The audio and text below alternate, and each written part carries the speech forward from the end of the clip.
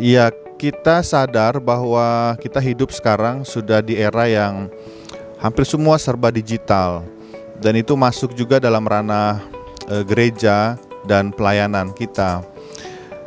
Salah satunya berkaitan dengan penggunaan Alkitab elektronik. Sekarang sudah banyak orang yang ke gereja tidak lagi membawa Alkitab cetak, tapi hanya membawa Alkitab elektronik yang ada di gawai masing-masing. Tentu ada pro dan kontra, ada yang setuju penggunaan Alkitab elektronik, ada yang tidak setuju.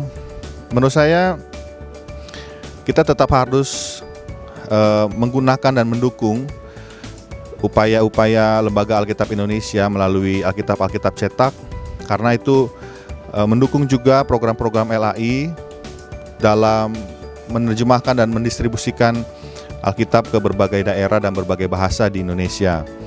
Namun juga berkaitan dengan Alkitab elektronik yang sudah ada banyak dipakai, kita juga bisa melihat dari sudut pandang lain ketika Alkitab elektronik dipakai untuk hal-hal yang memang membantu sekali. Ketika misalnya kita sedang santai, kita ingin membaca Alkitab, ketika kita dalam perjalanan di angkutan umum, kita bisa tetap membaca Alkitab lewat Alkitab elektronik yang kita miliki. Nah, pertanyaan kita harusnya sejauh mana kita bisa bertanggung jawab atas penggunaan Alkitab elektronik itu. Ketika dalam ibadah-ibadah resmi, dalam kebaktian misalnya, menurut saya pribadi lebih baik kita menggunakan Alkitab cetak. Kenapa?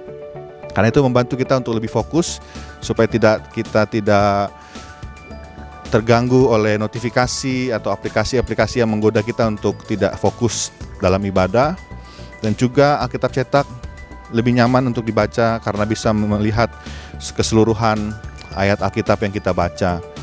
Kembali lagi, persoalannya bukan boleh atau tidak penggunaan Alkitab elektronik, tapi soal bagaimana kita menggunakannya secara bertanggung jawab, supaya kita nggak hanya fokus pada bentuk Alkitabnya, tapi lebih pada firman Allah yang mau kita hayati.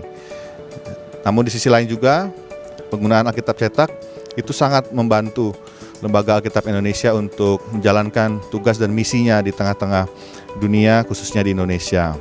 Semoga kita bisa berpikir dan juga bisa merenungkan lagi bagaimana kita harus bersikap dan bagaimana kita memaknai Alkitab sebagai firman Allah. Terima kasih, Tuhan memberkati.